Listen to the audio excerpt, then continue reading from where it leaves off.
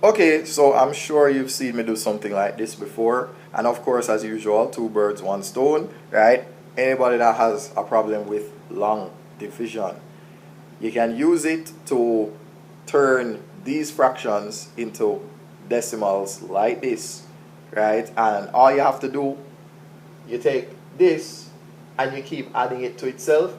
So 64 plus 64 gives you 128. 64 plus 128, 192, 192 plus 64. And then every new number you get, you keep adding it to 64 until you get all of these numbers. And that rule applies to every number that you'll ever use. It don't matter. It could be 15, 12, 17, 210, 156. It doesn't matter what number it is. You take that number, add it to itself, and get all of these multiples here. So every number you see below 64 are multiples of 64. So just bear that in mind. Now, another thing that you need to notice about this is that it essentially creates within you a little bit of discipline. Just think of it like you're driving to find somebody's house. You know that they live at, say, 17 Coral Avenue. I just made that up. If you drive and you end up at 23, how far back do you need to turn? You know what I mean? So that's sort of what we're doing here, right? So what that means is, so 64 can't go into 1, right? So we don't put anything here. 64 can't go into 13, so we don't put anything there. So that's why the 0 goes there. Then, so just take a look at this. 64 cannot go into 1, cannot go into 13, but it's smaller than 130. So now you're comparing 130 to, and by the way, whenever you're doing this, you're pretending that that decimal point isn't there. You're just pretending. So, with that being said now, you compare this to these numbers here. So 130 is larger than 64, larger than 128, but not larger than 192 onwards.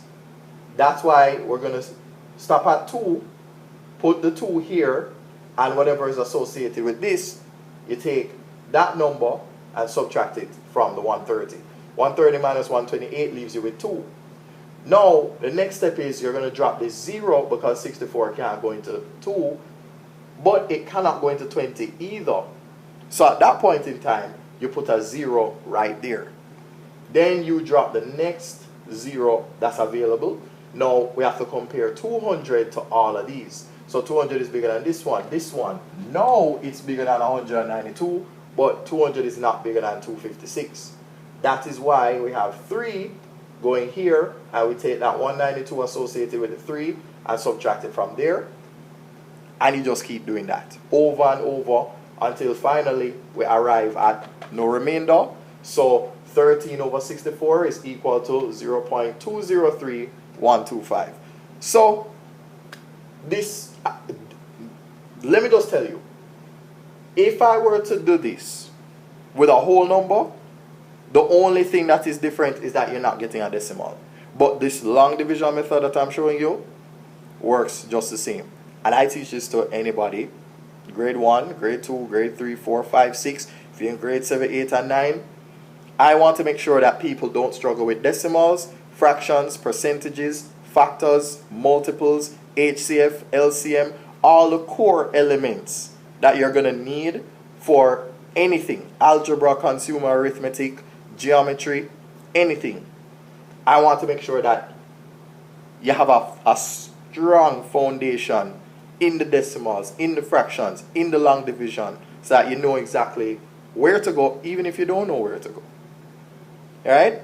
Especially when it comes to turning mixed numbers into improper fractions and improper fractions back to, you know, vulgar fractions. So, if you can go left to right, you can go right to left.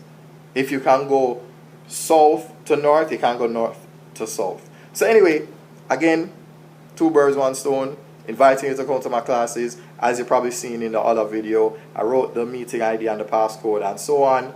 So if you've seen that video, it's the same.